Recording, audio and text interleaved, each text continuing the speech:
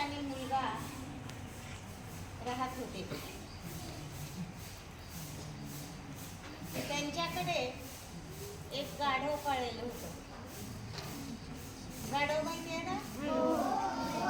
हा, ओझी वाहून नेणारा असतो हा प्राणी. आणि हे गाढव दररोज ते काय करायचे, त्याच्यावरती ओझं लादून बाजारला जायचे. एकदा असंच वडील आणि मुलगा गाढवाला घेऊन निघाले होते. रस्त्याने गाढवही चालत होतं, वडील चालत होते, मुलगा चालत होता. वाटेत त्यांना लोक पाहत होते. काही पाहणारे लोक काय म्हणाले, अरे काय मूर्ख आहे ते, वडील आणि मुलगा चांगलं गाढव आहे सोबत आणि हे काय करत आहेत, चालत निघालेले आहेत. वर एखाद्यानं बसाव का नाही. मग ते ऐकलं त्या दोघांनी आणि वडील म्हणाले मुलाला, बाळ तू गाढवावर बस, मी गाढवाला धरून पुढे पुढे चालत. मुलगा गाढवावर बसला, वडील त्या गाढवाला धरून निघाले. थोडं अंतर चालून गेल्यानंतर समोरून काही लोक जात होते. त्यांनी पाहिलं ह्या ठिकाणा आणि ते काय म्हणाले,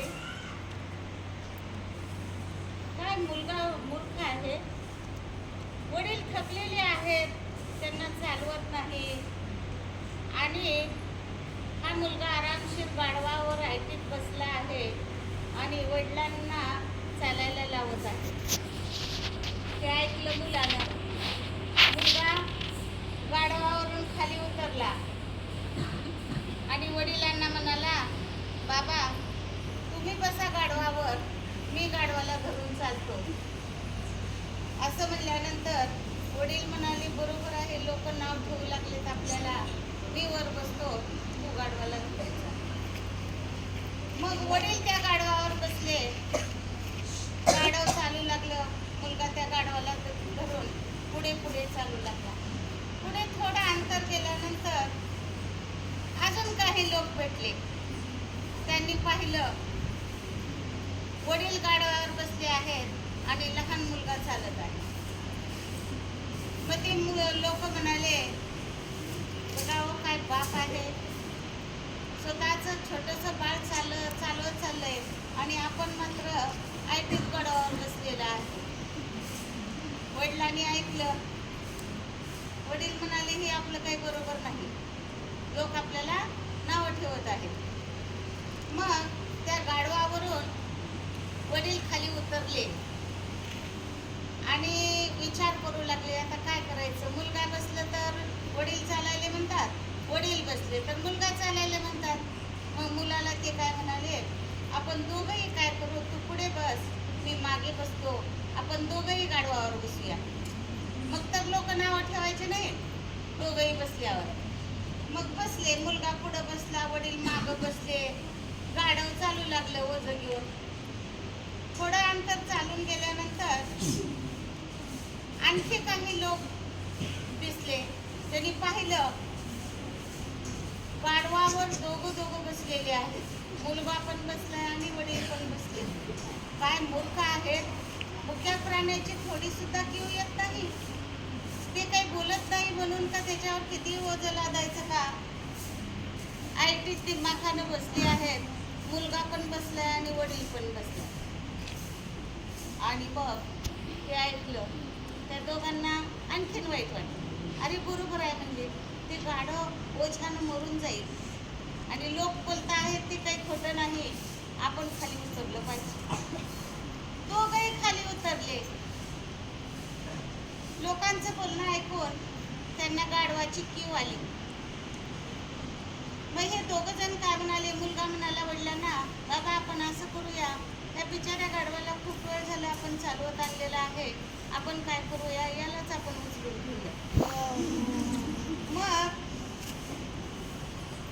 2 काठ्या आणल्या, एक काठी आणली जाडजूड चांगली अशी दांडी, आणि त्या दांडीला गाढवाचे पाय पुढं 2 मागं 2 बांधून टाकले आणि दोघं जण खांद्यावर घेऊन गाढवाला घेऊन निघाले. मग रस्त्यामध्ये एक नदी होती, त्या पुलावरून ते जात होते. लोक त्यांना पाहत होते,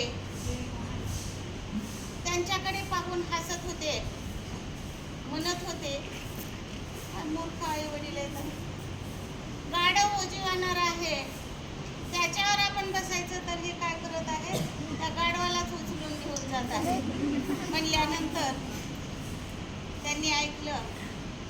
थोडंसं अंतर त्या पुलावरून चालून गेलं की ते गाढव उलट झालेलं होतं. त्याला पाण्यामध्ये दुसरं गाढव दिसलं आणि त्याला ओरडण्याची हुरूप आली. मग सवयीप्रमाणे त्यानं काय केलं, जोराने पाय झटकले आणि झटकून वा केलं जोरात. त्याबरोबर ते बांधलेल्या पायाची दोरी तुटली आणि ते गाढव सरळ नदीच्या पाण्यामध्ये पडले आणि पाण्याबरोबर वाहून गेलं. वडील आणि मुलगा त्या वाहत जाणाऱ्या गाढवाकडे पाहू लागले.